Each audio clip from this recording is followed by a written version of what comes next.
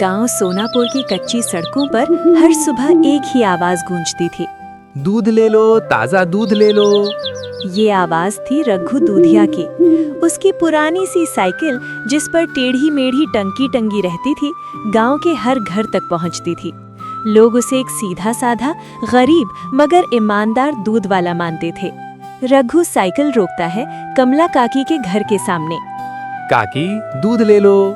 आ गया रे रघु, आज आधा लीटर ज्यादा दे देना, मेरी पोती को खीर बनानी है। अरे बिल्कुल काकी, बच्ची के लिए बढ़िया खीर बनाना। रघु मुस्कुराकर कहता है। गांव के लोग उसकी बहुत तारीफ करते थे। सस्ता दूध, समय पर डिलीवरी और ऊपर से मीठी बोली। लेकिन सच कुछ और ही था। दूध बांटकर रघु जब घर लौटता है तो सीधा अपने तबेले में जाता है। वहां उसकी पत्नी सरिता दूध के बर्तन संभाल रही होती है। रघु इधर उधर देखता है और दूध में सफेद पाउडर मिलाने लगता है।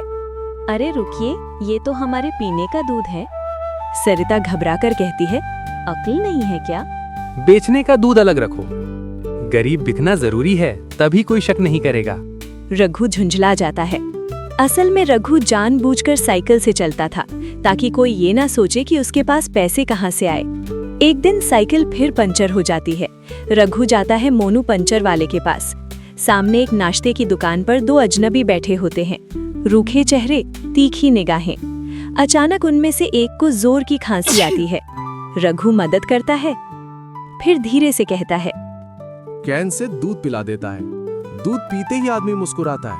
अरे वाह, बड़ा खास दूध है, इसमें क्या मिलाया है? रघु के होश उड़ जाते हैं। आदमी खुद को धंधे का खिलाड़ी बताता है और रघु को एक नया पाउडर देता है। इसे मिलाओ, दूध की मांग 4 गुना हो जाएगी। कुछ ही दिनों में रघु का दूध गांव में सबसे ज्यादा बिकने लगता है। लोग बिना दूध पिए रह ही नहीं पाते। लेकिन रघु का डर भी बढ़ जाता है। इसी बीच गांव में शर्मा जी का भतीजा अजय आया है, जो पुलिस अधिकारी हैं।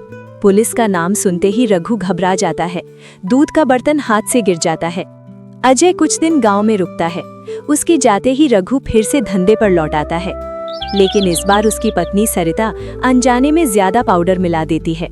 अगले ही दिन गांव में हड़कंप मच जाता है। लोगों को चक्कर आने लगते हैं। अजय, जो ट्रेन रद्द होने के कारण लौट आया था, सच्चाई समझ जाता है। पुलिस जांच होती है।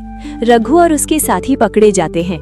गांव वालों को पहली बार समझ आता है कि जिस दूध वाले को वे भोला समझते थे, वही सबसे बड़ा धोखेबाज निकला।